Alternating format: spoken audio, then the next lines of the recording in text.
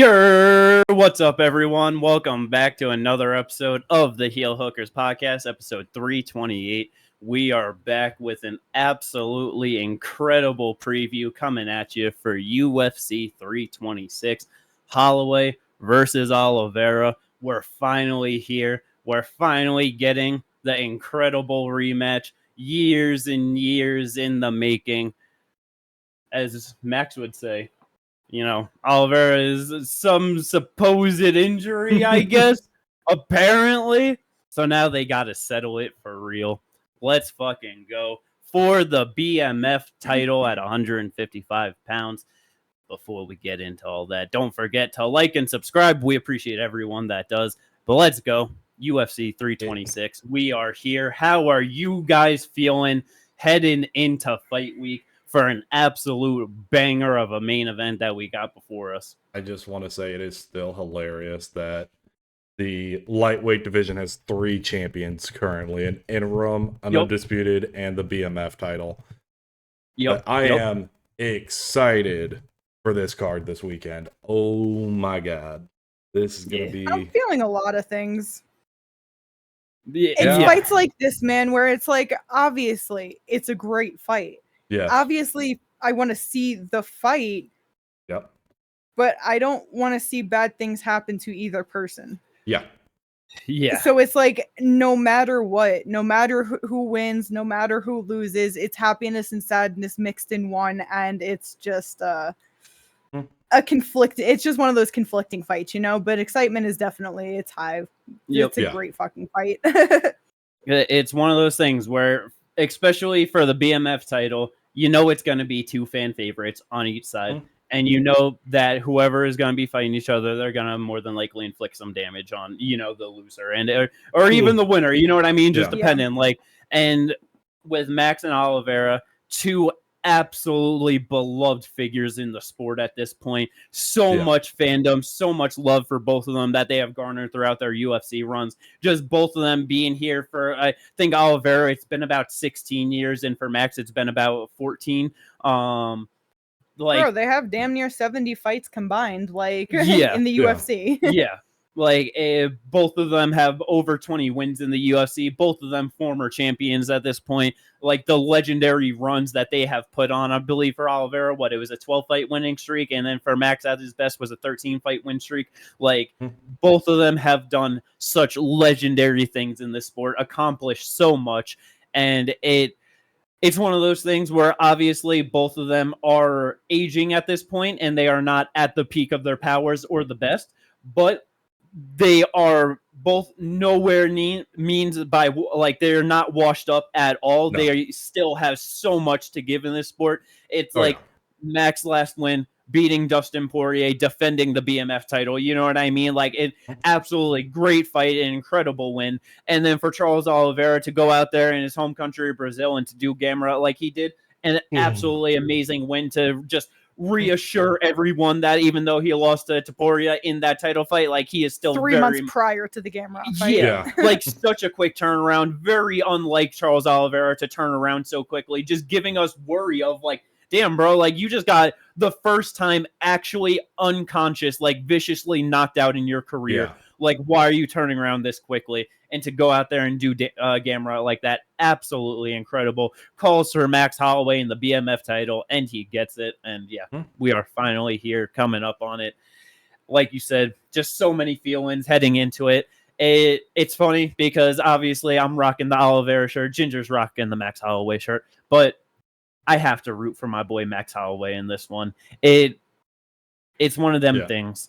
It's not that I'm necessarily rooting against Oliveira. I don't want to see him lose. I don't want to see him get fucked up. But I would definitely feel more sadness in my heart if I watch Max Holloway go out there and get fucked up. So it's just one of them things. I'm rooting for my boy in this one. And I hope he could just go out there, have both of them just have a great fight, great performance, and it's not going 25 minutes. There's just no way it does. And so it just more than likely, I feel like if Max wins, he's probably getting the finish. I don't disagree. Yeah. That's kind of how I feel. And I not only like would I feel like a bit more sadness with Max, but it's like, I just feel like Max is going to get it done. Like when you brought up earlier that you were preparing for the worst of Oliveira, like knocking out Max, it honestly didn't really occur to me of that being a possibility, as dumb as that sounds. Like, I'm aware, you know what I mean? I'm aware. Yeah. But it really, like, I don't know. I just feel like since it's been booked, since it's been talked about, like, I've just had this feeling that Max Holloway at 155 right now is doing such good things. And Oliveira has been very back and forth, you know? Yep. And even like, you know, obviously he did his damn thing in the Garbrandt fight and that was awesome. But it's like, even in the Michael Chandler win, you're telling me you went to the 4th and 5th round with Michael Chandler, and that was the first time in your career you ever went to the 4th and 5th round was with Michael Chandler? Yeah. Like, it just felt like, damn, like, is there a bit of a decline here? You know what I mean? Yeah. And with Max getting knocked out, obviously his chin is nowhere near as granite as it was. Yeah. But his abilities are still top tier, you know? 100%. And not that Charles's isn't, but it just feels like they're just a little bit off from what they were, you know, as to where I don't feel that way about Max. And I feel like that's going to like make a big difference in this fight. You know what I mean? I get it. I definitely like understand why you think this isn't going to go 5. I think it does have the potential to go 5. Like if Charles Oliveira does utilize his grappling in certain areas, like Max Holloway does have good takedown defense, but it's just going to be like, is he going to be able to then take the back like he did against Dustin Poirier while they're still standing, things of that nature.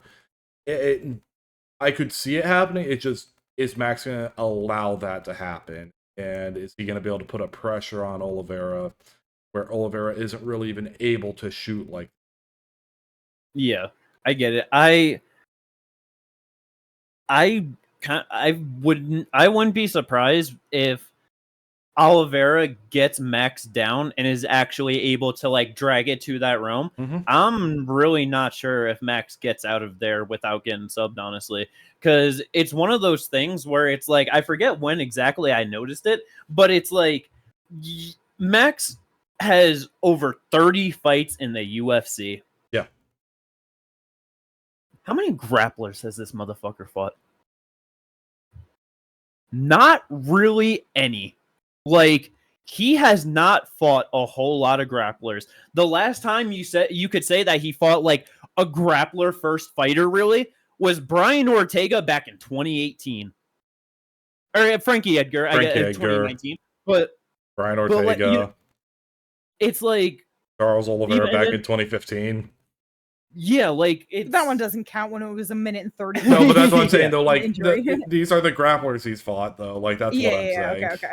Exactly. It's like he has basically like, and then Dennis Bermuda, like he has literally over 30 fights in the UFC, fought multiple champions and all of that. He has literally fought a handful of fighters that are grapplers first over strikers. Yeah. Like that is not something where, because it's like Max does have really good takedown defense. Oliveira obviously has been increasing his wrestling skills overall just throughout the years. So it's like, but it's not like they're also like very good. You know what I mean? Like his takedowns are not fantastic. Yeah. So he's fantastic on the ground, not getting them there. Exactly. So I would not be surprised if Charles struggles to get Max down and like can. But if he does, I feel like he's finding that back and he's finding a choke pretty quickly because it's like, it's one of those things where it's like, it's Max has only been subbed one time in his career, and it was against Dustin Poirier in his UFC debut way fucking back. But like, he's never been put in those positions by anyone else that has that kind of ability either. And so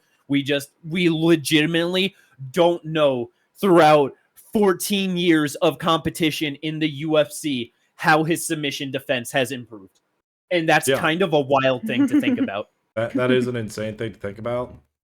And it is one of those things, like, because Max is smart. Yeah. He is smart.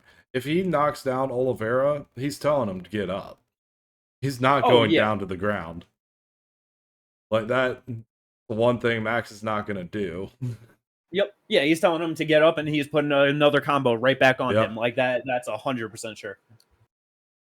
But yeah, so it's like I just don't know. Like, wait, do you want to know something that's actually really fucking crazy? Huh. The only person who was ever credited a submission attempt against Max Holloway is Dustin. So not only like the only person in 2 different fights. Yeah. The last one because he fucking The tried Gilly. to gilly him, and then the very first fight. Nobody else has ever been credited a submission attempt against Max Holloway. That is an even crazier stat. So I was about to say, like, the only person who really it would have been Brian Ortega, and Brian Ortega could not get him down for shit. Yeah, he got dog walk. Max was teaching him how to block punches in that fight. Like that. But like, yeah, so like it is one of those things where we truly just do not know. And you're gonna tell me the only fucking motherfucker that's ever put a sub attempt on you is Dustin, and he got one of them? I get it, 14 years ago. But like, bro, I'm not trusting that you could get out as the sub attempts of Charles Oliveira, who has 17 submissions in the UFC. Got no faith in that. Got the faith that he could keep it up on the feet. It gets down, you're probably cooked, Maxie. Mm-hmm. And that's something I'm already prepared for. So like with me thinking like the worst is like Max getting knocked out type shit. You know what I mean? Yeah. Because Because that's the thing. It's like on the ground, Max probably gets subbed. Yeah. Because that's the thing too. It's like Oliveira, this motherfucker shot out of a cannon. Like this motherfucker had no qualms with walking right at Ilia Topuria and fucking trying to knock him out instantaneously in the fight. You know what I mean? Yeah. Like an absolutely stupid thing to do, and had no issues with that and went for it immediately. Like this dude, like Max has always struggled when people punch with him and have better power than him. Oliveira has better power than him in that singular shot 100%. Yes. And that is something early where it's like Max has really got to just pull out the craftiness on the feet to not get caught with those the straight right hands of Oliveira, the left hooks of Oliveira, or any of like the jumping front kicks or anything like that too. Because it's like Oliveira has some real deadly fucking tools quick in the fight that he can easily catch Max off guard because he's going to be faster than him more than likely too. And it's like that's where Max, like you said, Max is still super fucking tough. But in his last 3 fights, he's been dropped in every single one of them. Didn't get counted in the Gaethje one, but it's like he got dropped in every single one of them. Yeah. You went from never getting knocked down across basically 30 fights in the UFC to now getting dropped in your last 3. That is a very stark contrast to what we saw before. I am just like, every minute that burns off the clock in this fight, I am going to be more confident in Max's ability, to not get knocked out. Yeah. But it's like at any moment, one of them shots could just rattle him. And that's where it's like, it could, and with Olive, like just saying that Max is smart, Oliveira's motherfucking smart too. Yes. I would not be surprised at all if he lands any sort of shot that, even if it doesn't like sit Max down, like, landing on like Gaethje or like other opponents, he is going to swarm all over him to get the grappling sequence going. Right. If he feels like he's hurt even a little bit, like if he just feels it in his heart, he's going for it. Yeah. And so that's where it's like, and that's why I just don't think this fight lasts 5 rounds, because it's also one of those things where if the fight is getting extended, bro, like you said, Oliveira has only gone to the 4th and 5th round one fucking time in his career, and that was against Michael Chandler. Michael Chandler won that 5th round, and it was crazy that he was able to have that much in the 5th round and almost get Oliveira out of there. Brother, we know Maxie Boy is going to have fucking plenty in that 4th and 5th round. Yeah. If we make it there, he's getting Oliveira out in the 4th or 5th round. Like, I don't believe Oliveira lasts those final 10 minutes with him. No, not at all. It's like the numbers that Oliveira and Chandler threw in there is the type of shit that Max can easily throw in a round and a half. And I'm not talking landed, like thrown. You know what I mean? Total strikes, 153, 181. Those are easy 3-round fights for him. Yeah. And if he amps it up, it's so much more than that. You know what I mean? Like, that's easy round and a half type shit if Max is going for it out the gate. Like, you did that over 5. It's like, to your point, Max has so much more than that. So much fucking more than that. But oh man, it's incredible. It's funny because it's like, this is the 3rd number event of the year.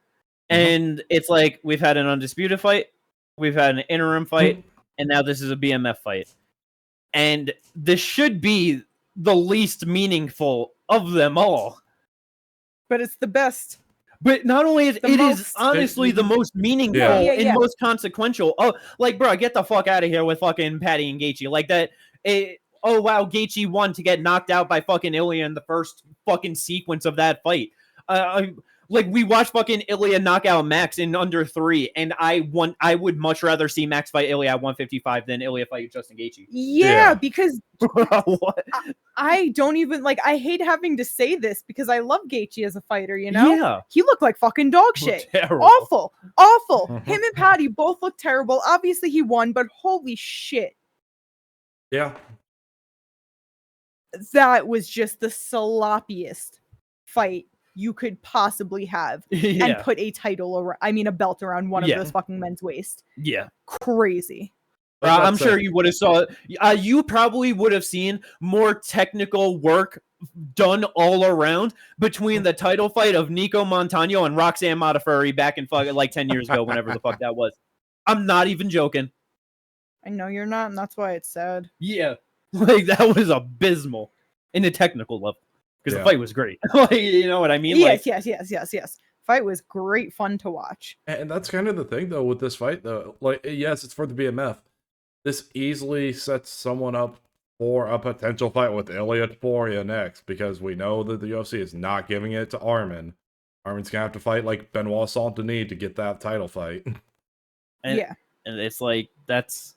And it just with, like, I'm pretty sure that it was you saying that, that like Ilya Gaethje might not end up even being on like the White House card. Yeah. But it's like, brother, if that doesn't even get done for there, it's like, this is exactly why I was saying Armin Tsarukyan is not fighting for the title this year. No. Like, especially with that, like with it not even like, you know what I mean? Yeah. Not having a secure date that at least it could happen in June, and you know what I mean? But now, also, did you see that Armin started issues at RAF? Like before the first pod, I was just like, oh shit, Armin got into like another fucking. I didn't hear you say that. Sorry. Yeah. But yeah, so it was just like further proof of like, are you sure that this isn't part of it? He is unreliable.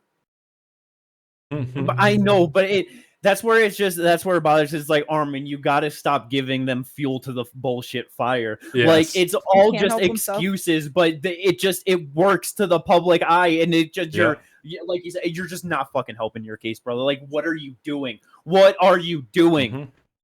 Just go back to eating fucking 25 burgers or some shit. Right, you know what like, I mean? I just don't understand like why you care so much. Like, bro, just wrestle and get the fuck out of there. Like, what made you do all that? This dude was probably talking shit, so he beat him and got angry. He was like, oh, now I'm gonna fucking hit you. But exactly, it's like, you won, bro. Like, no, yeah. But yeah, so 100% more than likely winner of this fight fights for the title after Gaethje does. But then who knows? It could honestly, it could even end up being like the winner of this fight versus Armin for the vacant title. Yeah, true. Because Ilya could easily just beat Gaethje and then just give me Islam at 170. Like, let's do this shit.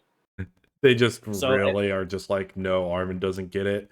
Now the winner of this fight versus Benoit Saint-Denis for the vacant. Bro, that's entirely. I wouldn't even fucking be surprised at that. I wouldn't be shocked. It's like, wow, they really don't fuck with you, Armin. Yeah. That would be really funny if, like, we get end of the year vacant title fight and it still isn't Armin, and it's just like, yup, I fucking knew it, bro. But yeah, great fucking main event, absolutely awesome. It's gonna be exhilarating. Let's go. The co-main event, on the other hand, I got a sneaky suspicion that one fighter will try and make this as unexhilarating as possible, and then the other fighter is going to try and make this as fun as fucking possible. Yeah, and that fighter's gonna win, in my opinion.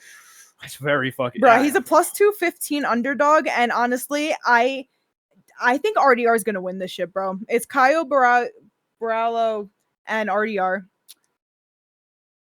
And I think it's because Caio is so insistent on making it as unfun as possible that he's not going to do enough, and he's not going to get RDR out of there. And I'm very firm believer that you get RDR out of there with pressure, especially in a 3-round fight, especially in a 3-round fight. And Caio does not put out that pressure. No, he doesn't. Yeah.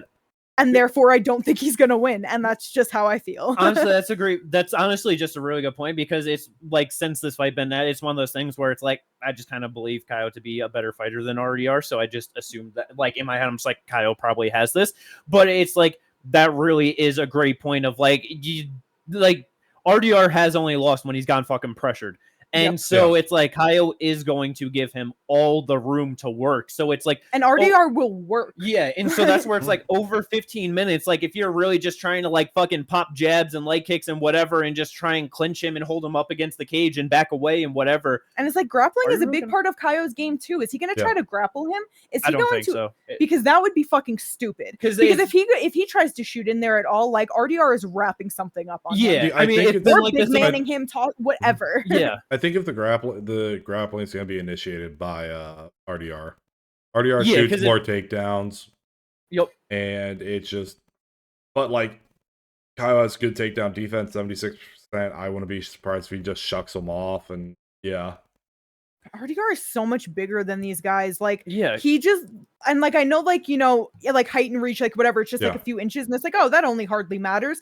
But it's like his build. He's very wide, and being bigger, like, he just looks like he towers over some of them. And like, we've definitely seen him big man some people where it's like, damn, like, that was crazy. Like Whitaker, for instance, in certain situations where Whitaker isn't as tall as Caio, but it was like, you literally just whooped, and it was just easy because it just felt like you were just bigger and stronger. Like, And like, it's one of those things, because like, I know we've like talked about it multiple times before, where it's like how he used grappling all throughout like the start of his like UFC run and all that. But then after the Oliveira, he really stopped using it. And it's like, he shot one takedown on a boost, didn't get it, didn't shoot on Paul Craig at all, shot one time on Jared Cannonier, didn't get it, was just using his stand-up to do it.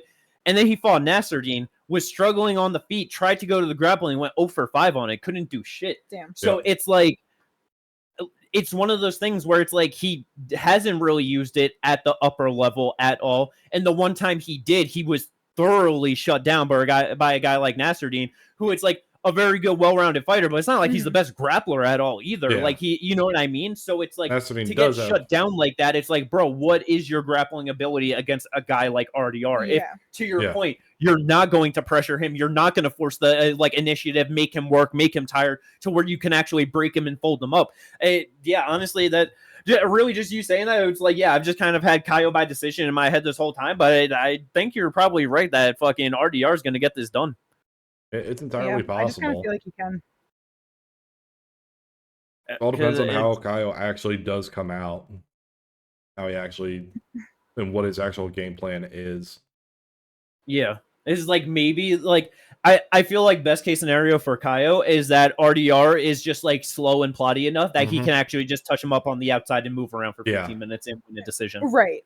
And like, that's possible, but honestly, I'm just not even sure, because it's like, RDR might be a bit slow and plotty, but it's like, he still goes for it. It's not like he just stands in one spot and is like, I'm turning with you and letting you control the pace and blah, blah, blah. You know what I mean? Like, he's definitely going to try to, honestly, he's probably just going to try to back him up as much as he can till he gets to the fence, pull in a fucking clinch, either take him down or start ripping knees to the body and like just in the clinch, elbows, punches, whatever. You know what I mean? Like, I just truly believe that he can do that. I get it, like, because that's where it's like, Caio does like move a lot and do that, but like at the end of the day, he also does back himself onto the cage. So that's where it's like, it's not like fucking RDR where it's like, you know, in the last one talking about Cheeto, where it's like, he's just going to throw like one strike or something as he's just like, you know what I mean?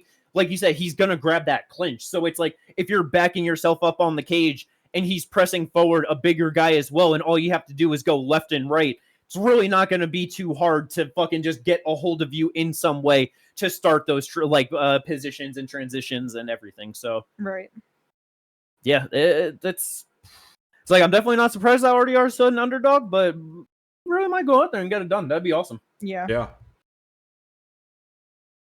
But let's go. Do you I'm just like, I would definitely assume RDR gets the win. He is going to get bumped into like a bigger position than Caio would, you know? But like, what do you think is like realistically on the table for the winner of this fight, and like how, and to like move forward in this division where everything is at? Honestly, I wouldn't be surprised if either winner got fluffy. Yeah. I know they're right there in the rankings, you know, but we know that they don't care to make there be a gap and make things make a bit more sense. Like, I just wouldn't be surprised if whoever won just went straight to Fluffy next, because it's like, I guess if Caio won, maybe they would try to do like maybe a Brendan Allen, but it's like with RDR, I don't think they're obviously not going to go right back to that. You know what I mean?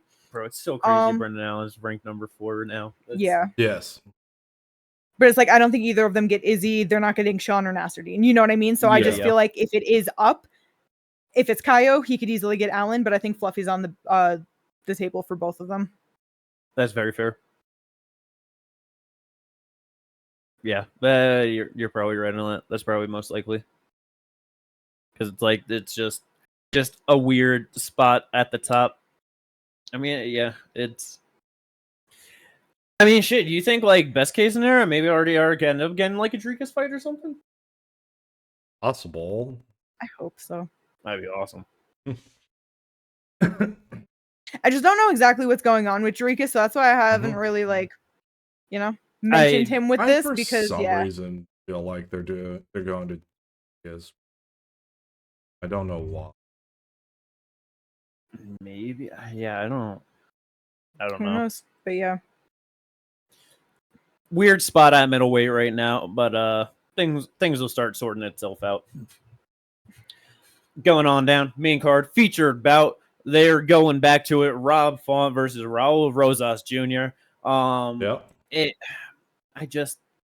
It's just still one of them things, man, where it's like, even if Raul goes out there and wins this fight, and he probably will at this point, honestly, I really wouldn't be surprised. I don't know. I just don't think that he's gonna do much in the top of the division right now. Like, his style is just so basic. It's so simple. Yeah. Yes, he's pressure forward. Yes, he's got good grappling, but you can't even grapple for a full 15 minutes heavy like that. It's just like it. Exactly. And that's what I was going to say is I feel like this performance will really show us, like, if he's worked on anything or, because obviously he's young, he's 21 now. Yes. He has had 6 fights in the UFC and he's only 20 fucking 1, this will be his 7th. So it's like, there's obviously so much room for growth and improvement, but it's like, depending on how he looks here, it's like, I really don't know why they're pushing him right now, because I don't think he should be here either, If he wins, I imagine him winning by taking him down and laying on top of Rob Font the entire time, doing his best to maintain whatever position he has. Maybe try to, like, scramble to get something, but then I feel like he's going to realize that he is not going to be able to get it, and because Rob Font might not have, like, great grappling, but it's not like he gets taken down and he's fucked, you know what I mean? He might lose a lot of decisions, but he's not getting finished in these positions for a reason, you know what I mean? Yeah. So it's like, Raul, you went to a decision with Vince Morales, you went to a decision with Arichi Lang. I don't expect you to go out there and finish Rob Font. And I also don't expect you to be able to grapple him impressively. Like, I feel like it's truly going to be just him laying on top of him and trying his best to not let him up so that he can ride out the decision, or he's just getting beat up on the feet. No, yeah. Like, I definitely get it. It's crazy that it's been almost a year since he's fought, and it was that Vince Morales one, because he did not look great in that one overall. Like, no. I love Vince Morales. He's my boy. He's not that great of a fighter at all. He might have changed some things up though, like that's where it's like he's so young. It's like that a year is like and he was also lifetime. supposed to fight Rob back in September too. Yes. So it's like he did also have the prior preparation for the same person. So like if he's been working to fight Rob Font for like a year, he could have like a lot for him, and a lot of Very growth. true. But from what I've seen, this is where I'm at with my current knowledge on him. No, yeah, I get it. It's just I don't get the need and want to push him so quickly. Like it. I don't know. I may just one of those things. Just hope that he's like can just actually do it, and then it's just like you get him hopefully as a champion, super young, maybe break that John Jones record, of like the youngest champion, and then have someone that's a fucking champion to headline events for fucking 10 years. You know what I mean? Like it's to like jump him all the way there. Like would be what he beats Font. Next step is what, like Mario Bautista. Biggie? That's a bad fight for him. Mario, I'm talking about. Bruh, yeah, like no, it is. But like that's the thing though. Like that's what I'm saying though. If they're trying to do that, those are the fights. You got Cheeto right there, who doesn't have the greatest grappling, so that's possible. He'd beat Cheeto. 100%. But even then, you still got to, after beating Cheeto, who's going to be now number 10, maybe 11, Bautista, Figgy, Zahabi. Oh, bro, that's what they're gonna do. And oh my, if he beats Rafa, he's fighting Cheeto Vera next. 100%, 100%. That's who they're gonna give Cheeto. That is who they're gonna give Cheeto, and he will win that fight easily. I'm not gonna watch that. But I'm telling you that right now. I understand. Like that, like best case scenario for Cheeto in that is that they make that a main event. That is best case scenario. And maybe in waiting till the 5th round to fight him, he could maybe hopefully finish a tired Raul Rosas Jr. I don't know. But like he will easily get grapple fucked. Yeah, I get what you're saying, but then it's like, yeah, I kind of don't want to watch it. Cheeto Vera knock out a 21-year-old in the main event after getting ragdolled for, like, let's just say 3 rounds or 2.5 rounds or whatever it may be. Yeah. It's like, yeah, I know, but that's where it's like, yeah, they're gonna do it. I'm not disagreeing with you. They're gonna do it, but you still run into the same problem of Bautista, Figgy, Amen, Song Yadong's still a rough fight. Corey's a rough fight. Sean, Umar, Barab, like. Bruh, is it really about to be a 3-fight run to get to the top of the division and then to like ultimately get him absolutely fucked when he can no longer hang after this wins, but he's going to fight Rob Font, Cheeto Vera, Sean O'Malley? Because that's such a plausible run right there, and that like he could easily win all 3 of those fights, and then he'll fight for a title and get absolutely murked, and then he's only going to fight top guys for a while there and get fucked up. I'm sorry, who did you say? I say he fights Rob Font, beats him, then gets Cheeto Vera, beats him, and then gets Sean O'Malley. Okay, that's what I thought you said, and I how do I phrase this? I don't think, like I don't think he beats Sean O'Malley. No. You're talking about Raul? Mm-hmm. Yeah. Again, just making sure. Sorry. I don't think he beats Sean O'Malley. I mean, like, I would not be surprised if he did. Okay, well, so hear me out. The reason why I think this is because I know that Sean, obviously, I know that people tried to say, like, oh, his grappling is good. He just happens to strike. But we've been seeing it's really not that great, you know? Yeah. I don't think Raul's grappling is good enough. I think that would be one that we get to see that Sean actually has decent grappling of things, you know? Raul, like I said, it's like his last 2 fights are Richie Lang and fucking Vince Morales, like looking so unimpressive at such a lower level like that, unless there's been massive improvement. You know what I mean? Again, just talking from what I know about him, currently it's like his takedown accuracy is 41%. He's not grabbing on everyone when he does. He's not always keeping them down. He can't, like, you know what I mean? It's like, I am just not fucking sure that he gets down Sean O'Malley, keeps down Sean O'Malley, and doesn't get knocked out by Sean O'Malley. Like, that's what I was about to bring up, is the Raul Rosas footwork is not that good. He is a pressure forward fighter. Sean O'Malley is what he wants. He wants to counter. He wants to strike. Raul Rosas' combination are way too simplistic that Sean O'Malley will be able to find the sniper shot to take him out. Like, that's definitely, like, I would not be surprised that happens at all, but it's like, if he goes out there, beats Rafon, and then they matched him against Cheeto, and he went out there and grapple fucked Cheeto and beat him, and then they gave him Sean O'Malley, I would not be surprised at all if he was able to go out there, take down Sean O'Malley, and get a sub or a TKO on, like, ground and pound. This dude got subbed by Merab. I know Merab is obviously a fucking legend, but this dude is not a finisher at all. He got north-south choked by Merab. I get your point. A rising, hungry fucking Raul Rosas Jr. that is showing, like, because that's where the thing, it's like, to beat Rob Font and Marlon Cheeto Vera, he's obviously going to show increasing skills throughout there. Yeah. Would not be surprised if he beat Sean O'Malley. Yeah, I just need to know what Raul's chin is made of, because I need to know if he'd be able to eat the same knee that Cheeto ate that Sean O'Malley gave him, because that knee's going to be coming. Not even just that, but, like, you know, like with this situation, I will agree to disagree until it happens. And if it did happen, I will thoroughly be like, you were right. You know, I was wrong. That's fine. But like, I just right now, I don't believe that.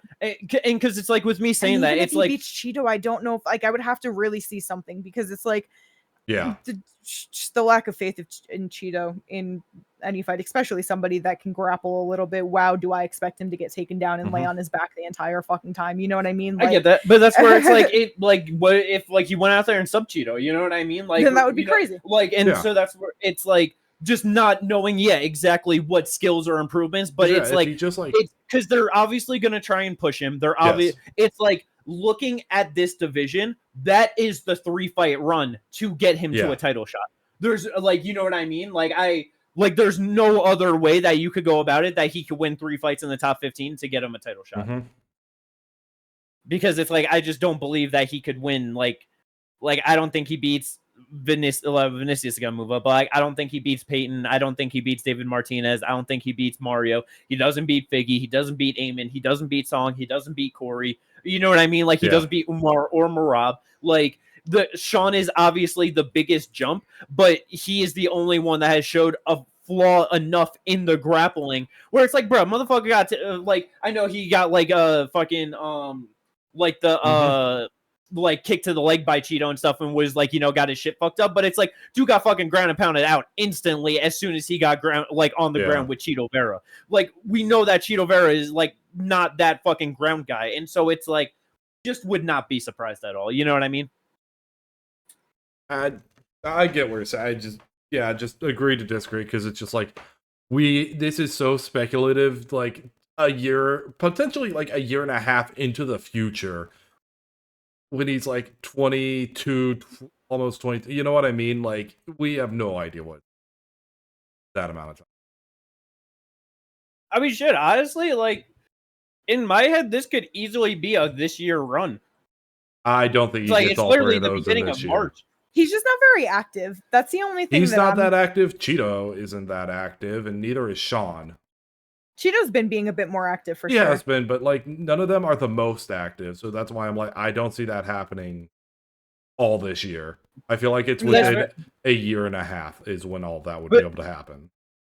That's fair, but it's one of those things where it's like, one with Sean, it's like he's been like at the top and like just trying to match make him accordingly and get big fights, and you know what I mean? Like, it's one of those things where like if they want to push Raul Rosas Jr., which they clearly want to, they're going like, I feel like they're going to be looking to make these things happen on a faster timeline because they actually have a plan to progress. What have they been looking to do with Cheeto? You know what I mean? Like, literally his last fight was Eamon's a hobby. Like that. Yeah. That's such like a, like, you know what I mean? I would not be surprised them to give him like summertime or something to get Raul into the rankings and like further up. You want to know what I want to? If they're actually gonna like push someone like that, I would say that if Raul goes out there and is just impressive enough, they would just skip him up to Sean. They would just skip the line. Fight Sean? Yeah, they would just skip it. They would. If they really think he has what it takes, and like he goes out there and let's just say he subs Rob Font, like I think that they would just rather skip the whole thing, because again, like, when these guys want to fight, like how they, and if they're not injured, if they're injured, not injured, just skip them all the way up there, because it's also a big enough name that Sean would also take it. I mean, to be fair, it's like I said in the last one, nothing fucking surprised me. I don't understand the matchmaking and what they want to do. You know what I mean? If he goes out there, and especially if he subs Rob Font, I genuinely would not be surprised if they just made that jump. Yeah. And now that's something where that's like, I don't know. I wouldn't be as confident. And like, if Raul is able to go out there, beat Rob, beat Cheeto, and it's like, even though those are like stylistically favorable matchups, like to just still go out there and do it, it's like, I would give him a much better chance against Sean than just beating Rob Font. Yeah. So yeah, I don't know. We've definitely just spent so much time talking about Raul. It just made me laugh a little bit. It just dawned on me like, damn, fucking Raul, man, you know? Yep. And this fight specifically, because I feel like because it was booked before that we've like, you know, it just all hit me like, wow, we've talked about this so much in general. Yeah, that's fair. But yeah, we'll see what happens with that one. Last 2 fights on the main card. Drew Dober versus Michael Johnson. If you know, you know. I'm so happy for a Drew Dober win, man. Yep, that'll definitely be nice for him. Michael Johnson is on a nice little streak. What is it, 3-fight win streak he's I on? believe he's on a 3-fight. Yep. 3-fight win streak. Daniel Zellhuber, Abin Zaitar, Darius Flowers. So not the craziest win streak in terms of name or anything like that, but just to be fucking, what is it? Yeah, 39 years old at this point, 3-fight win streak in the lightweight division. That's still incredible. Yeah. I forgot that Drew Dober did get the win over Kyle Prepolek in his last fight in October. But either way, you know, like, jokes aside, like, I really do hope that Drew Dober can get himself on like a little streak here, because that 3-fight losing streak was so fucking rough. Yeah, it was. And I hated it. And let's keep him in the winning column, you know? Yep. Sorry, MJ. Yeah. Let's go. Hopefully Drew Dober goes out there and gets a nice knockout win. That'd be good for him. Oh, yeah. Keep on adding to that lightweight record, you know? Because I think Dustin got one ahead of him. I don't remember. I think so. I'm pretty sure, yeah. I'm pretty sure. Because I think it was the Benoit one that got him ahead. Right? Or tied? I don't know. Maybe, yeah, because then maybe he got to... Yeah, I'm not sure. But or maybe he tied it back up with this one? I don't fucking remember. He might have. But either way, just get back in the winning track and just keep adding he has the record. Wherever it may be. Okay, he does? KO, 2 KOs, yes, 10. Corey has 9. What's Dustin at? Okay, so then it was the... Okay, so it was the last so then one they were back ahead. The last one is what got him over. Gotcha. They were just neck and neck, just kind of trading it for a while. Yeah, just both. Now, if he gets another finish, it gets him closer to Jim Miller's record of 17. He'll be at 12 of total finishes. He'll be just behind Joe Lozon at 13. Crazy. Yeah, let's go. That should be a good one, no matter how it ends up. Whoever ends up winning that one should be fun. Yeah. And then to open up the main card, you know it's going to be a good scrap. Rematch at 185 pounds between Gregory Rodriguez, Robocop, taking on Bruno Ferreira. Bruno knocked him out in his UFC debut. And he's going to do it again. Yeah, it's possible. Honestly, I do think so. I've been thinking about it more because I know, you know, but Bruno Ferreira. I'm sorry. I didn't mean that Bruno was going to knock him out again. Robocop's knocking him out this time. My bad. I forgot that he knocked out Robocop. Honestly, yeah. Honestly. Never mind. It's happening the opposite way this time. Incredible. Alright, so why do you think it's happening the opposite way this time? Because I feel like Bruno has just not been looking very impressive. And I know he looked good against Marvin Vettori, but Marvin Vettori has been looking like significantly worse. Bruno missed weight in that fight. Like, you know what I mean? Like, couple things to it, but it's like Vettori has been on a very rough streak. And even in his life, I know, like, you know, he lost his brother last summer. So, like, I don't know how much that played into, like, his fights recently of, like, just where he's at, because he's been looking really fucking emotional in a lot of these fights. Like, just, you know what I mean? And not, like, in his meathead fucking way, like, but in, like, a real way that I don't think he's okay. And it's been showing in his fights. He's been looking really fucking bad. So I'm not particularly impressed by looking good against Vettori right now. You know what I mean? Did miss weight in that one as well. Yeah, sorry, that's what I said, that he missed weight, yeah. And so it's like those things, but then it's like Jackson McVeigh, Armin Petrosian, you lost to Abus Magomedov, Dustin Stoltzfus, Phil Hawes, like he just hasn't been looking very, like, you know what I mean? Like doing things over great people. And I feel like Robocop has just been doing a little bit better. Even like, yeah, sure, he lost to Jared Cannonier, but he, like, I don't know, went over Roman Kopylov, knocked out Jack Hermanson like he should have, went over CLD be knocking the shit out of people out, and he just easily got the better of him. Like, I just feel like he's done better things since they've met each other back in 2030, you know? Yeah. Agreed. Yeah, I definitely understand that. Bruno obviously has that power where he might be able to do it again. I just feel like Robocop should be able to get it done this time.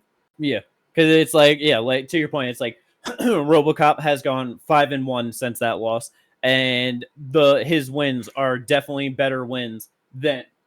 Oh, sorry, I just realized that they both have the same record in the UFC right now. They're both 9-3. That's really funny. Yeah. Damn. But it's like, just he's just done, like, his wins are a lot better. Wait, who has the same record?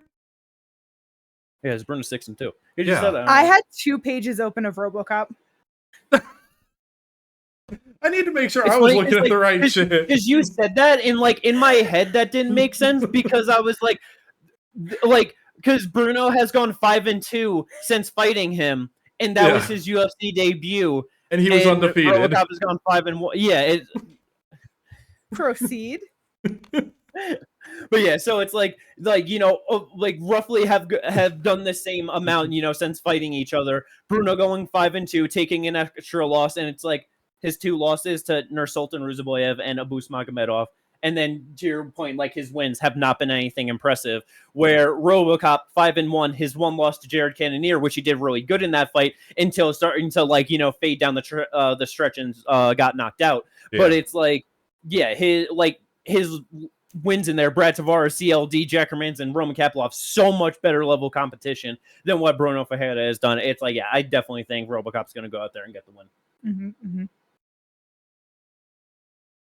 Cursed fight. I fucked up too much talking about it. Move on.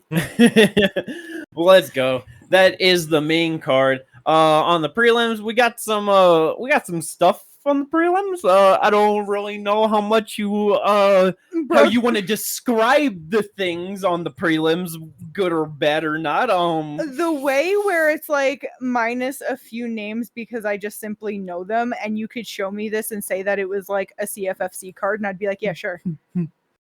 Yeah, bro. The prelims are honestly fuck are these guys. The prelims are wild compared. Like, cause it's not like the main card is like some crazy overall main card or anything for a numbered event, but these prelims, bro, top to bottom, Cody Garbrandt versus Xiao. I was about to say, which Cody do you want to talk about first? You got 3 Codys on the prelims. You know what I mean? Like, yeah, like Dante Johnson versus Cody Brundage. Alberto Montes versus Ricky Turcios, Cody Durden versus Timberell, like Sumudaerji-Aguilar, Rafael Tobias versus DR. They're like, whoa, you know what I mean? Like, and then there's Gaston Bolaños, Jung Young Lee, and Luke Fernandez versus Adolfo Bellato. Like, those are the prelims. That's yep. That prelims kind of sucks. You know what I mean? Mm-hmm. It's like, I don't know if there's any of them that you guys specifically are excited for or want to get into. I think the Codys are going to go 0-3. Nah, I really don't think so. Bro, you can't have like 60% of the Codys in the UFC losing all on the same card. You know what I mean? It'd be funny. Listen, I know that Cody Garbrandt is a long drop from where he was. Yes. But it's not like he's just out here losing to everybody. Yeah. Long Xiao is 1-2 in the UFC. Come the fuck on. Yeah, he really Cody should really win this. It's like, yeah, he's on a 2-fight losing streak, but it was to Figgy and Barcelos, who are solid fucking fighters. Figgy being a former champ too. But then it's like when you put him against people like Trevin Jones and Brian Kelleher, he's winning those fights. I know that is going back a couple of years now, but you know what I mean? It's like he's now back to a shit fuck fighter from a Raoni Barcelos to a 1-2 guy. He should win this fight. Yeah. If he doesn't, it's like, buddy, it's time to hang it up. He's a plus 135 underdog right now. That's crazy. God damn, bro. Like, I said it jokingly. He only has 5 knockout wins and 13 decisions. That's what I was gonna say. That's what I was literally just gonna say. Is he's only gotten 5 knockout wins. It's not like he's out here just killing people. Like, he got a knockout in his last win against Kwang Lee, and then the last knockout win he got was when he was 21-7 versus a pro debuting fighter, and he knocked him out in the 3rd round. Yeah. It's like, I know that Cody be getting fucked up, but it's like the last time he was knocked out was 2021, Kai Kara France, you know? It's like he had no business being at flyweight anyway, so... Yeah, fuck the odds, man. I believe in Cody to fucking win this. Like, there's... Like, if he does lose, it's just like, wow, like, that really is sad, and you should definitely fucking hang it up. But it's like, I believe in him to win this fight. Yes, like, that's what I'm trying to say. Like, Cody Garbrandt should not lose this. I believe the other two... Cody Brundage, on the other hand. All Codys are underdogs. Plus 370 for Cody Brundage, plus 140 for custom-made Cody Durden. Which is like honestly, I get it for Cody because it's like Cody. Cody Durden. Oh, sorry, yeah. This is just the last one that you No, said. Sorry, you're good, my bad. You're good because it's like Tumen de Burrow. It's like 9 wins, 6 of them are by submission. You know what I mean? And it's like I'm not mistaken. Yeah, Cody's been subbed 5 times. Yeah, 4 in the exactly. UFC. So it makes sense. But that's where it's like I know he's only 1-1 and like has not shown anything impressive at all. But it's like that I wouldn't be surprised if he got. Durden has he just loves the fatal flaw. That's fair. But yeah, I mean, I do at least expect all the fights with the Codys to at least be somewhat decent and fun. Oh yeah, for sure. Yeah, 100%. I honestly, if anything, expect the Cody Garbrandt fight to be the least fun. That's also very fair. Yeah, that might be possible. That might happen. Yeah. You know, fucking Sumudaerji-Aguilar is going to be absolutely incredible. That's like, you know, Sumudaerji loves to just take brain damage, so it's gonna be that shit's gonna be fun. I just it's realized not that he loves to take brain damage. It's just that he loves when other men put him to sleep. That's the thing. Tuck him in nice and tight and put him straight to sleep. Well, hold up. Huh. When did Ricky Turcios move to 145? I didn't realize that. Yeah, I just realized that now. Yeah, I guess this fight because his last fight was 130. He weighed in 136. So,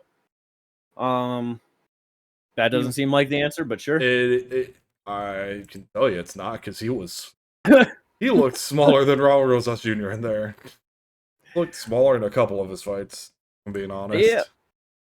Yep. He's a guy that came off the Ultimate Fighter, and if anything, he seems like he's trying to follow the mindset of one of like Diego Sanchez. So he's a character, he's a fella, and he's 2-3 in the UFC, and he's probably gonna lose. Yeah, it's a rough one. It was fun for a little bit, you know. Yeah, but yeah, and then that's really it. You're supposed to have I forgot that was supposed to be Moicano Paulo versus Ortega. And Paulo versus Brunno. Dusko versus Dante. That really didn't matter if it was Dusko or Cody. Yep. Well, let's go. Hopefully, we end up getting a fun, solid card out of that. I know the main card should at least be good fun. So, let's go. But that is not all. That is not all to talk about. It's been a while. It's been a while since we've done some fight news. Yep. I don't think I didn't even send you guys this. Oh, well, it's fine. I got all the fight news. It's all good. Bastard. But we got so much to talk about. And the real thing to talk about first is UFC 327, April 11th, I believe it is. Sounds right. Next numbered event after this one, we have the full main card, and I'm pretty sure the full card, but for that, but that shit is looking pretty damn good. We got a lot of fights on that, and the biggest one of them all announced not too long ago for the main event. Yuri Prochazka is coming back, taking on Carlos Ulberg for a vacant title at 205 pounds, light heavyweight.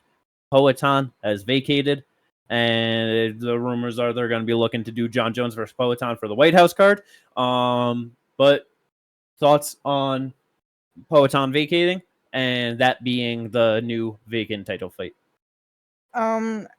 We all knew it was coming. Poatan has been talking about it, been wanting it, so I feel like this was the only fight that made sense, and I feel like we were all just like, "Yup, it's finally here," you know? Yeah. Let's fucking go, Yuri. That's it. Yeah, let's go. Beat the shit out of him, awkward style. Yeah. It's a shame that after Poatan moved to 205, we never got to see the real money fight because the other fighter was never able to get on the streak that needed to do it. Shame we never got Poatan versus Johnny Walker. Yeah, you probably belong in jail. That's the end of the podcast. What the fuck? What was that, Ginger? Oh my god. I had no idea where he was going or who he was possibly talking, but that was the worst thing ever. That's why Doing that long of a build up. I hate you. But yeah, to your point, it's like we all assumed that this was going to happen. Yeah, and it's like this was easily the fight. It's not like they were going to go to Magomed as just the one of the the most recent champion other than Poatan. You know, it's like it's Yuri, fan favorite. It's Oberg on a win streak. That's it. Let's go. Yep. Yeah, winner of this co-main event. Probably like Uncle Ev might fight the winner, but you said who? Uncle Ev might fight the winner of this. I right now there's no one else. Azamat is fighting who is it? Paulo. Yeah, and Paulo. I don't care that it's Paulo. Ginger, you know it doesn't matter. No, I know that doesn't matter. It just I forgot about that, and it's just so weird that he's fighting Paulo. And it's like they don't like Magomed. They don't care to put him in there. They will make him go on another 7-fight win streak to get that title shot, unless they have absolutely nothing going on. But they have Azamat, so yeah, like he looks good in any sort of way when bro, fucking Paulo goes out there and beats Azamat. He's getting the fucking title shot, brother. That's so real. That's a fight I never thought of. Yuri versus Paulo. Bro, yeah, I've said it for years. Paulo at 205 is the best version of Paulo. Like that's the fucking. That's a fight, bro. That would be awesome if he beat Azamat and got a title shot against Yuri. Oh my goodness, let's fucking go. That's the plan for 2026. Let's say Paulo just at 205 is just Paulo versus Khalil. That is oh my god. Yeah, Paulo's been in the wrong division for years. Yeah. It's a shame. Yep. Once Izzy fucked him, he should have bounced out that division. Mm-hmm. Not for real. Well, let's go. Great main event. Should be fun. Co-main event. Absolutely incredible. A fight that we've been wanting for a long time. We knew it would happen one day. We figured it would happen for a title, and it's finally here happening for a title at 125 pounds. New champ Joshua Van is finally going to defend his title after a very bullshit fraudulent win over Alexandre Pantoja, but it's no fault of his own. Shit happens. It is what it is. I'm just happy that instead of waiting for Pantoja to recover, they're at least getting him a fight. It shouldn't have taken this long to get a fight. It's like, this dude would literally have no problem. He could have went 5 rounds with Pantoja, got the title, and you could have booked him 3 weeks later or however many, 6 weeks later on one of the first numbered events of this year, and he would have had no problem doing that. Yeah. Why did it take to April to get him to fight Tatsuto Taira after a 26-second fight? No fucking idea. But at least we're here, and he's fighting Tatsuto Taira. I am so hyped up for this one. Oh, yeah. Let's go. Boy, this is going to be so much fun. Yeah. 2 great title fights to have to be at the top of this card. Yeah. Does the boxing and Joshua Van pull through? Does grappling and Tatsuto Taira pull through? It is such a good striker versus grappler matchup. Yeah. Oh, it's going to be good. It's going to be so fun. A lot of history in that one, too. Yeah, it really is so crazy. And just Joshua Van being the first Asian male champion, and now you have Taira, another male that is Asian, fighting for the belt. They're both born in the year 2000, or not in the year 2000, but 2000 and up, in the 2000s. Yep. Like, just I was about to say, crazy generational little things here with this fight. Yeah. If Taira wins, I believe he is the first Japanese-born fighter to win a UFC title. Yep. Which would be fucking crazy and awesome. That if Taira wins, they have to do him versus Kyoji next. Like that. That's just not only just that. I was just gonna say his first defense has to be in Japan. That would be so fucking fire. I was about to say, especially if it's against Horiguchi. Yeah, fuck it, bro. I swear, bro. I had chills thinking about it. Give me fucking Tatsuto Taira versus Kyoji Horiguchi in Saitama Super Arena. Fucking please. Let's fucking go. Legendary history. Oh my lord, that would be so good. Yeah. But let's go. Featured bout for that card. We've known for like 8 years or more that the UFC hates Chris Curtis, but continuation part 25, Chris Curtis versus Josh Hockett. Like, bro, number 4 ranked. Hold up. You just did the thing. You just said Chris Curtis. You did. Fuck, I did. But number 4 ranked Curtis Blades is fighting unranked. Is he 1-0 or 2-0 in the UFC? Because I know he had the fight on Contender Series. Okay, so 2-0. Sorry, it is 2-0. Okay. No, you're good. So 2-0 in the UFC, unranked, fighting number 4 Curtis Blades. That was so good. Because I was like, wait, Chris Curtis and Mick aren't on this card, and they just said Josh Hogan. I'm like, you did the thing. I did the thing. I did the thing. Shit. Well, yeah, bro, Josh probably gonna win this, honestly. He could. Like, I really would not be surprised. I wouldn't be shocked. I don't want him to win, but I wouldn't be shocked. It's one of those things where it's like he obviously does too, like he says fucking too much with the fucking like if he could just pull back a little bit less on his fucking like on the mic and shit, it would be absolutely perfect. Just stop with all the fucking just every you know what I mean, like it just but we need life in the heavyweight division, and this dude is not a shit fuck fighter in terms of just 260 pounds and can't do anything and doesn't have any ability. Like he actually is somewhat athletic. He has striking. He has grappling. Like you know what I mean. Like he can actually do the thing. So yeah, we need the life in this division for sure. It's abysmal. It's so bad. Yeah. It's one of those things where it's like I know he says shitty things, but it's like. At this point, I'll at least take someone being in the division that's only going to say shitty things instead of fucking having a terrible criminal fucking list against them. You know what I mean? It's not like I'm going to fucking be like, oh, let's go, Josh. You know what I mean? Yeah. But it's like, I'm at least happy that there's someone talking shit and is going to make meaningful fights in this division. Like that. No, and I get what you're saying. Let me just say. The first time I just saw him, I'm like, I don't like the guy. Like just from his look. Yeah, but and that's the thing for me. It's like, yeah, his look is terrible, but it's like that's where immediately it's like, all right, you're gonna say fucking stupid shit, and it's gonna be easy to hate you. Like that's something, you know what I mean? Like that's fucking literally everyone in this division. Nobody gives a fuck about. So at least be fucking hateable. Like that's goddamn something. Like fuck. No, I get it. But yeah, let's see how that fucking plays out. We're going to find out if he's at least somewhat legit at the top of this division because there's only a handful of legit fighters. Curtis Blades is somewhat one of them. So could you imagine this just goes the way that like Josh Hogan shoots in on a takedown, we just get another Gialta moment where he just elbows him to death? That'd be really fun. That'd be good. But and then I know the next two for the main card, but as soon as Kate told me that this was a thing, my soul exploded into sadness. Yeah, he was not happy at all.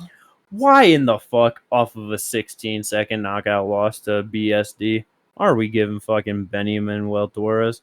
Why are we doing this? You just want to see him die. It's it's like Dom Cruz said. You're getting paid a certain amount to get fucked up. That is what it is. You're getting paid too much. You're not going to fight too far down. They are going to get their money in blood. And it is what it is. Yeah. And that's exactly what they're doing to Benny because why are they booking this? Who decided to matchmake this? Why did Benny's manager okay this? I'm pretty sure he's with Ali Abdelaziz, is he not? He is. So there you go. Is Manuel Torres? He might be double dipping here. Not. I don't know, but I hate this so fucking much. Manuel Torres first round knockout, hooray! It's like we were talking about last. What's the point in doing fights when you just know the results? You know what I mean? Yeah, no, that's gonna happen. Yep. We also got Gamrot versus Esteban Ribovic, which has like another like, damn, was not expecting that, but that's gonna be fun as shit. Yeah, it's like when that got announced, it's like these two should have been switched. It should have been Manuel Torres versus Gamrot and Ribovic versus Benil. I mean, to be fair, I'd still not want to see Benny fight Esteban, but it still would have been the better way to go about it. But like, bro, Gamrot versus Esteban, that is, I genuinely do not know who's gonna pull out on top. I feel like Gamrot probably should with the grappling advantage, but fuck, bro, I don't know. Esteban's fun as shit. He is. Yeah, he is. This is gonna be awesome. Yeah. Could have been a Bellator title fight, but now it's a UFC prelim fight. Patricio Pitbull fighting Aaron Pico. That's going to be a banger of a matchup at 145 pounds. Yep. That's going to be Pico so goes sad if for it. fucking... Huh? Pico goes for it, so Pitbull can't be in a boring fight. That's why he'd be getting knocked the fuck out. Yeah, it's like, bro, Pitbull probably going to knock him out, and that's going to be such a sad way to start your fucking... Bro, that would suck if Pico got cut after that. He just gets knocked out by Lerone Murphy, gets knocked out by Pitbull, and it's done. Oh, my Lord. That's so possible. I was about to say... He needs to win, bro. Oh, yeah. Yeah. Has to. Pitbull's at least 1-1 with losing to Yair and beating Danige, you know? Yeah. Yep. But yeah. He almost had Danige out of there. Yeah. We'll see how that one goes. Should definitely be a fun one. Yep. And then just another horrible one that I hate so much. Kelvin Gastelum versus Vicente Luque. I know Kelvin hasn't been looking good. He's just been looking bad, but it's like that fucking left hand, man. It's so like it on Kelvin's best nights, that shit could fucking knock out the best people in the world at 185 pounds. The last time Kelvin Gastelum knocked somebody out, do you know by any chance? Let me guess. Probably pre-Izzy fight, right? Bisping in 2017. Yeah, makes sense. He has overall 5 knockouts, 3 in the UFC. You know what I mean? It's like, and it has been a long time since he's gotten one. I get it. I still don't like this for Vicente at all. I like it a lot better than Kyle Daukaus. Because it's like, you know, it's like Kyle Daukaus has just been getting his shit together a little bit and actually been going out there and knocking people out as of recently, as to where I hated this fight with Joel Alvarez, but we just watched him go to a decision with Joel Alvarez, and he got a lot of big shots eaten in there. You know what I mean? I hate watching him fight no matter what because of his brain. I'm not worried about him getting knocked out in this fight. If it happens, I you know, eat my words, like, oh, damn. But, like, truly, I really think that this is so much better than it could be. Like, you're right. Like, it's also definitely better than the Kyle Daukaus one because of just like where Kyle and Kelvin are at in their careers. Yeah. But that's where it's like, bro, he has no business being at 185 pounds. So that's where it's like, that is why, like, yeah, I know it's been a while since Kelvin has gotten it, but it's like, bro, he has any bit of his shit together for this fight. I just would not be surprised at all. Like, I just like that. I just don't believe in him to have his shit together, I guess. I get it. And it's just it's more of just my fear for Vicente that it's just like, this is just going to be the fucking one time in 5 years that Kelvin fucking pulls his shit out of his fucking ass and just actually does something. You know what I mean? Like, yeah, I feel you. Yeah, I hate it so much. But UFC 327, should be a great card. Oh, yeah. Let's go. And then some other big fights, some other big main events. Renato Moicano versus Chris Duncan, April 4th, UFC Apex main event. That is going to be great. Yeah. Yeah. That's a great fight. That Chris Duncan probably going to get it done? Bruh, he definitely could. It's like Chris so. Duncan has been on such a fucking tear, and he is a good fighter, man. Yeah. Like, I feel like he's really just like been, like, he was on 2-fight win streak. He lost to Manuel Torres. He is now on a 4-fight winning streak. He is 32 years old. He is right in the prime. Like, and he got 3 finishes out of the 4 wins in there. You know, like, he's been doing really fucking good. Yep.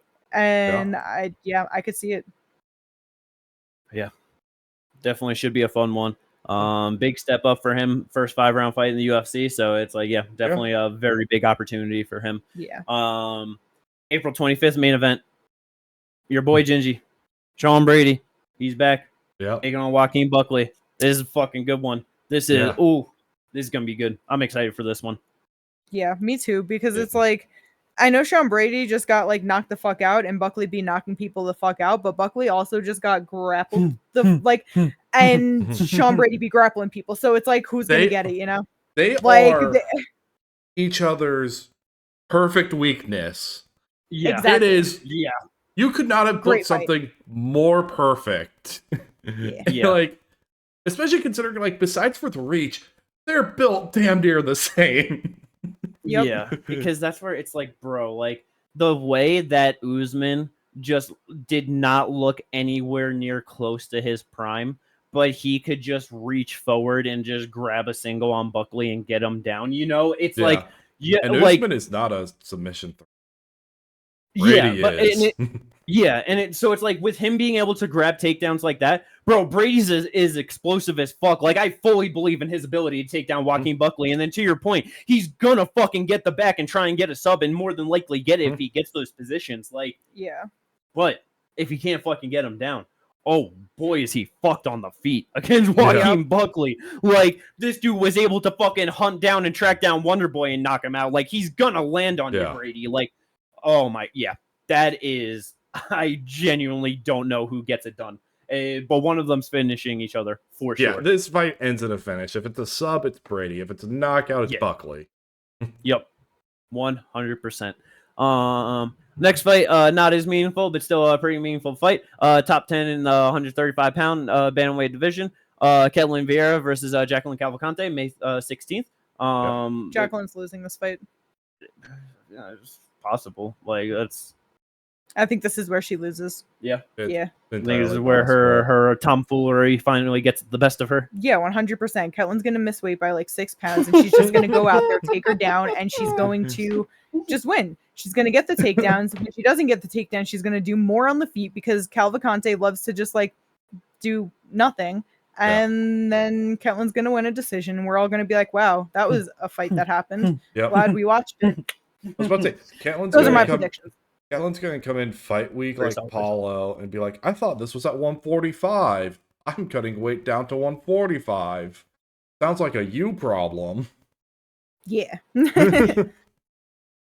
Let's go. See how that one plays out. And then the last one, talk about another main event, May 2nd, Perth, Australia.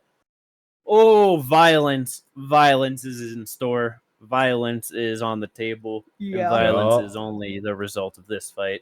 My boy. Oh, my boy. Maddalena. Mr. Jack Della Maddalena.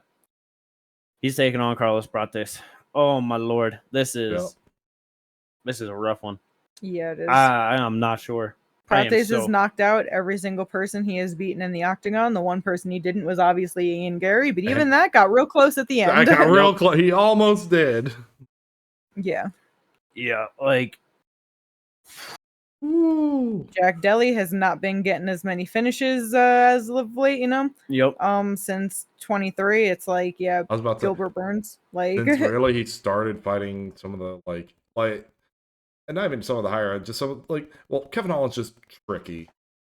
He's hard to hunt down sometimes. Yeah. Seal Hafez was just because grappling, and that was just a complete stylistic change. Who he was supposed to. No, yeah, and like, because obviously Jack still has like great hands, but I feel like one is way more threatening than the other. You know what I mean? It's like Prates has the height, he has the reach, he is really good at like just the Muay Thai style. Like he is good. He's a solid fucking striker too. Yeah. Jack is different stylistically with a more boxing heavy approach, but it's like I feel like that kind of hinders him because Prates has the ability to kind of stay back, utilize way more kicks, and like just better, you know what I mean? His counter striking is really great, and then just down to the threatening aspects where it's like both of them have been knocked out before, not fucking recently, but like Prates is the one that is 6-1 in the UFC. He has 6 knockout wins. Yeah, you know, Jack is 8 with 4 knockout wins, so it's obviously he's still like 50-50 with it, but take away the height, take away the reach, it's like one is more dangerous than the other, and I just am not sure how this goes. Is JDM going to be able to stay fucking tough and clean and just do way more, get inside the range, or is Prates going to keep him where he needs him and knock him the fuck out? Yeah. I was about to, even if Jack gets into range, like, Carlos has some good inside work as well, and he's... So it's just like, if he gets into range, gets into some clinch positions to where all of a sudden, like, oh, now Prates gets to use knees, he gets to use elbows, he's going to be... Yeah. I feel like Carlos Prates is just more dangerous in more places than Jack. That's very fair. But like the thing that I'm really just hoping to see out of this fight is just the battle of the head movement and them trying to land on each other. It's going to be so good. Yeah. Yeah. It's like Jack needed to be way more aggressive against Islam than what he was, and that was such a hindrance into his ability to get anything done in that fight. And it's one of those things of like, feel like just a confidence thing, you know what I mean? Like you're fighting one of the greatest fighters in the world to ever do it, you know what I mean? So it's extremely understandable. I hope that it's not something where it's like all right, well, now he knows that he's fighting a dangerous striker and he just lost his last one. And so now, like, if there's just any doubts or any, you know what I mean? Like, if he is not as aggressive as he needs to be in this fight, he's going to be fucked from the start. If he's just sitting out at, like, range and just kind of, like, even like how he was just at times in the Bilal fight of just, like, just sitting there and not taking opportunities and giving opportunities where they shouldn't be. Yeah. Like, he cannot play any shit fuck games in this fight. If he does, he's getting knocked fucking cold. Yeah. But if he's on his shit and he's fucking going after Prates and he's moving forward on him to be there and go and like play his game, it is so live for him to be able to go out there, win a decision, or even find a knockout for himself over Prates. I feel like if he's being aggressive, if he's pushing Prates back and he's trying to like get in on him and land combos, I feel like a vast majority of this fight, he's going to be winning and like he's going to be winning the rounds and getting the better work done. But even with it, at any fucking moment in this fight, Carlos Prates could land that shot to finish him, you know? So it's like, I feel like Jack should be able to win the rounds and win more exchanges to like, you know, just progressively throughout the fight. But at any moment, it's Prates' fight to grab and to just viciously end. And so that's where it's like, I really don't know. I just feel like, it's one of those things where Jack has to kind of stay safe for 25 minutes and play it perfect for 25, where Prates just needs to play it perfect for 1. And where Jack at moments gives opportunities to his opponents where he shouldn't, it just feels really dangerous against a guy like Carlos Prates, where he said has all the factors in height and range and deadliness, and it's I don't know. I know. I'm scared for Jack in this one. I am. But it is going to be fun as shit for as long as it lasts. And that's all I know.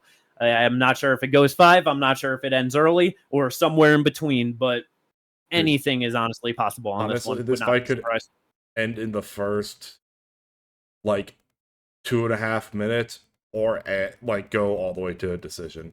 Ooh, fuck. Yep. But it will be absolutely awesome until we finally get to the result. Oh, but let's go. So many great fights coming up. I'm so excited for them. That is the end of our list of fight news, and that is the end of the episode of this podcast. I hope everyone enjoyed this one. As always, don't forget to like and subscribe. We appreciate everyone that does, and we will catch you on a review to hopefully a banger of a numbered event. Let's go! Peace out, everyone.